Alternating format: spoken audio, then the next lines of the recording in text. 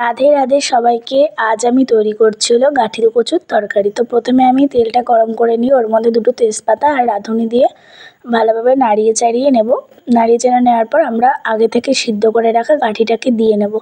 দিয়ে ভালোভাবে কিছুটা ভেজে নেওয়ার পরে যদি গাঠির সাইজটা একটু বড় হয় আপনারা একটু মাঝখান দিয়ে কেটে নেবেন। তারপরে আমি কিছুটা নুন দিয়ে ভালোভাবে নাড়িয়ে চাড়িয়ে নেওয়ার পর কিছুক্ষণ ভালোভাবে ভাজা হয়ে গেলে তার মধ্যে দিয়ে দেবো হলো হলুদ দিয়ে আবার কিছুক্ষণ ভেজে নিয়ে আমরা কিছুটা ঢাকনা চাপা দিয়ে আমরা কিছুক্ষণের জন্য রেখে দেবো। রেখে দেওয়ার পর আমরা ভালোভাবে আবার উঠিয়ে ঢাকনাটাকে ভালোভাবে আমরা ভেজে নেব। গাঠিটাকে ভেজে নেওয়ার পর আমরা দিয়ে দেবো হলো আদাটা নিরামিষ রান্নায় খুব লাগে, কারণ আদাটা টেস্টটা বাড়ায় নিরামিষ রান্নায়। এরপরে আমি দিয়ে দেবো হলো টমেটো। আপনাদের বাড়িতে টমেটো না থাকলে দিতে হবে না, অ্যাভয়েডও করতে পারেন।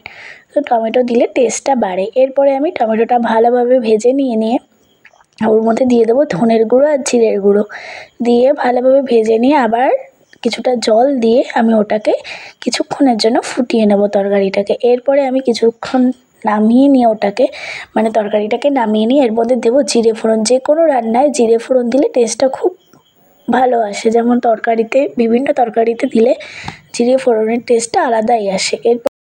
এরপরে আমরা কিছুটা কাঁচা লঙ্কা দিয়ে তরকারিতে আর ভাজা জিরে যেটা আমি বেটে রেখেছিলাম ওটা দিয়ে ভালোভাবে নাড়িয়ে চাড়িয়ে নিয়ে আমরা নামিয়ে নেব গাঠি কচুর তরকারি।